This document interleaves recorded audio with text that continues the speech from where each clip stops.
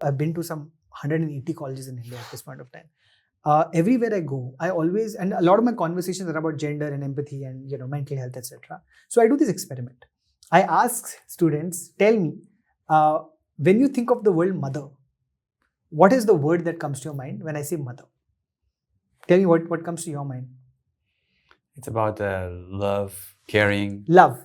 Yeah. That is literally everywhere I've gone in India, the first word is love, right? Yeah. Now I know your story is different, but I would still ask you, if you could, what do you think that people say when I say, what do you think of the word when it comes to father? I think it's about more success pushing you. Still close, but go ahead. What do you think when I ask students, 18 to 22-year-olds across this country, mother, love, father, what do you see? What is the first word that comes to your mind? Provider. It's much worse, actually. It's the controller. It's anger. It's anger. Yeah. The first word serious that wow. people, men, women, most people in our country say anger. Why? Because that is the first thing that they have seen in their father. And maybe things are changing now, and I really see it among my friends that things are changing for the better. But that's what most of us have grown with in our country. It's the mother who gives you love.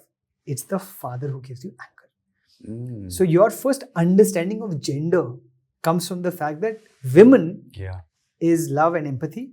Man is anger and fear.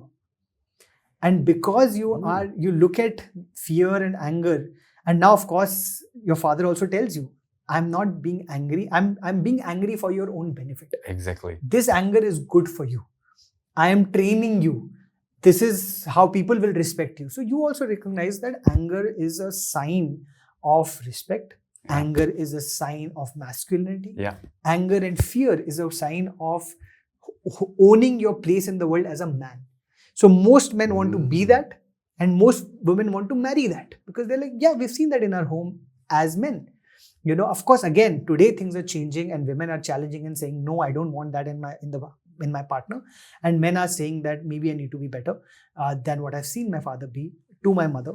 But it is the mother's responsibility to take care and be empathetic. And I'm not saying this is in every case, but a lot of places in our country, that is why. So when you ask me the core issue, imagine that is the bond that you start building, in children. Their first understanding of what it means to be a man or what it means to be a woman comes down to these words. So as you grow up, you are afraid to form nurturing bonds with men, because in your head, men is equal to anger, men is equal to fear.